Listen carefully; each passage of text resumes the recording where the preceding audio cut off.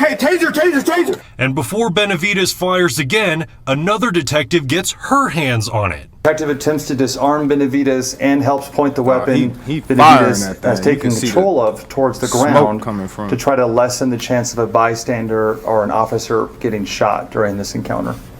I know that. Benavidez fired the detective's rifle 7 times before 2 officers grabbed. Yeah, whoa!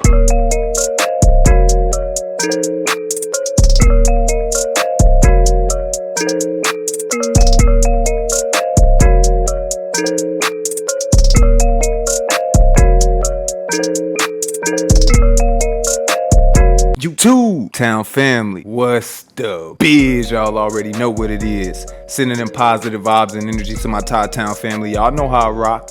If you haven't already, please hit that like, share, subscribe, and notification button so you can stay up to date with the latest and greatest content. You don't want to miss. Tune in, tune in, tune in. Anywho, without further ado, welcome to Todd-Town.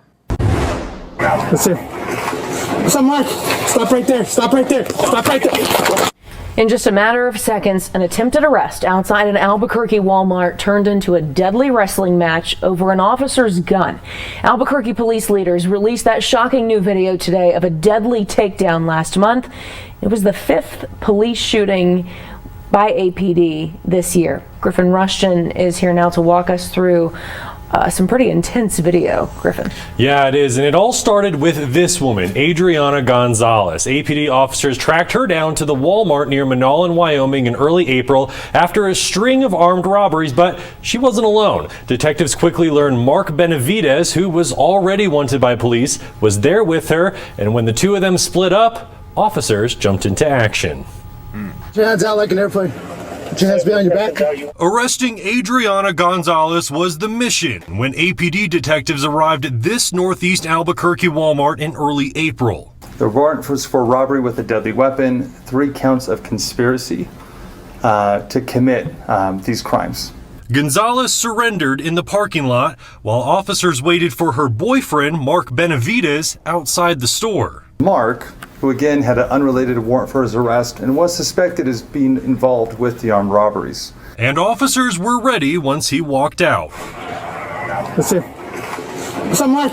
Stop right there. Stop right there. Stop right there.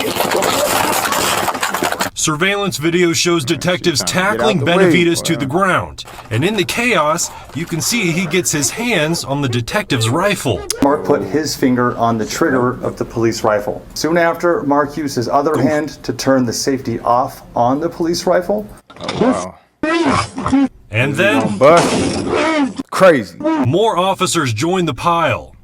Hey, taser, taser, taser! And before Benavidez fires again, another detective gets her hands on it. Detective attempts to disarm Benavidez and helps point the weapon he Benavidez has taken control of towards the ground to try to lessen the chance of a bystander or an officer getting shot during this encounter. I know that. Benavidez fired the detective's rifle 7 times before 2 officers grabbed their guns and shot him 5 times. Medical aid was rendered, but he was pronounced deceased at the scene. APD leaders say no bystanders or even cars were hit by the rogue bullets. Good. Now, APD leaders are figuring out how he even got his hands on the gun in the first place. So that's part of what's going to be reviewed by Internal Affairs Force Division and the Force Review Board. That is definitely their role, is to decide, was there a problem there? And if there was a problem, how do we fix the problem? Is it a training problem? Is it an equipment problem? Or is it a discipline problem? Officers later found a stolen gun on Benavidez's body, and APD leaders say Gonzalez admitted he was involved in those armed robberies. Now, as for Gonzalez, she's facing a long list of armed robbery charges. A judge ordered her to stay in jail before her trial. Tessa? It's just crazy, and to think of what didn't happen in that situation. Griffin, thanks. Yeah, there seemed to be a criminal problem. Hey, man, that was goofy. You gotta know, once you reach for an officer's gun, man, that's not gonna end too well. I feel like, he probably knew it was gonna end. For you to go that extent, you kind of knew, you shouldn't. He knew the end result, is what I'm saying. Like, if you was trying to go out like that, I feel like that was kind of like, an attempt suicide in a way, not by self, if you know what I mean. But some people would prefer to go out that way than sit in jail or in prison. So I believe that he understood what was going to come from that. Again, goofy.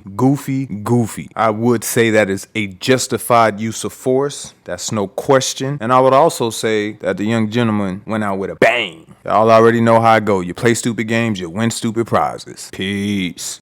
Yeah. Whoa.